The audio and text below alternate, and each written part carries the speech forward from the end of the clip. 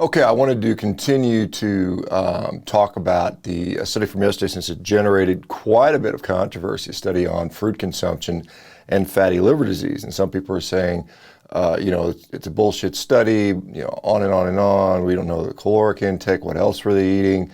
Others were saying fruit is a poison, of course. And I think, as I said, there's nuance here. And so just to be clear, in case you guys didn't pick this up, this study was done in those people who had established non-alcoholic fatty liver disease. Now, the problem with that is it is very, very common. In fact, this little report from 2017 suggests that more than 25% of Americans have fatty liver disease, and probably 5 years later that number is even higher. Probably more than 30% of us are dealing with fatty liver disease. And so when we look at that, the study design, it was eat 4 or more servings of fruit today. So it could have been 4 servings, it could have been 10 servings. So we don't know exactly what they ate, although there was probably, there was a survey to see what they ate, but to say they were exactly on the money. But most likely the people who were told to eat more fruit ate more fruit, and the people who were told to eat less than 2 servings a day did that. So we can probably reasonably assume that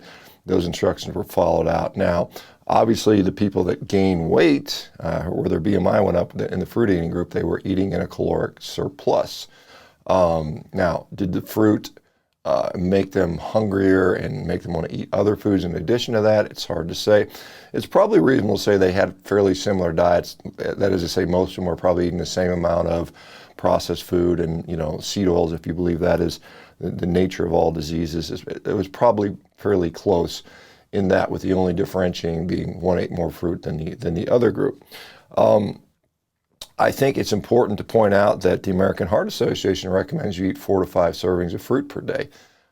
So let's just say you're in this group with non-alcoholic fatty liver disease, and you're also concerned about heart risk. Probably quite a few of them have quite a few people with heart disease or risk of heart disease probably also have non-alcoholic fatty liver disease. So that recommendation perhaps needs to be tempered in light of some of this new data. Now, there's a number of studies out there on fructose metabolism, and yes, it can contribute to non-alcoholic fatty liver or liver steatosis.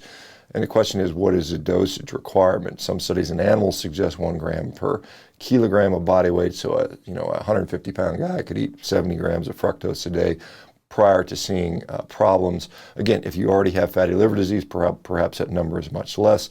If you're metabolically healthy and have no evidence whatsoever of fatty liver disease, perhaps you can get away with more of this. Now, again, this is something that, again, it's the dose that makes the poison here. And so people that are telling you can just eat unlimited quantities of fruit with no sequelae, again, this has to be put in context. Perhaps there are some people that can do that, but many people, particularly the majority of Americans, which are metabolically unhealthy, maybe that's not the best advice, perhaps, particularly, again, if you have fatty liver disease.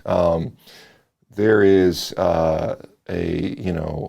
interesting belief that everything's reductionist, and, all fruit is always good, and, all vegetables are always good, and, cholesterol is always bad. And I think those sort of statements are things we should be maybe cautious about, for instance.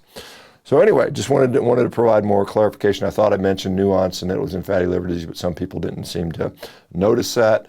For many people, fruit is definitely a problem. Not everybody, though. Okay, so I just want to be clear about that. All right, guys, I'm going to go have some steak and eggs and no fruit today. So we'll talk to you later. We'll see you soon. Bye-bye.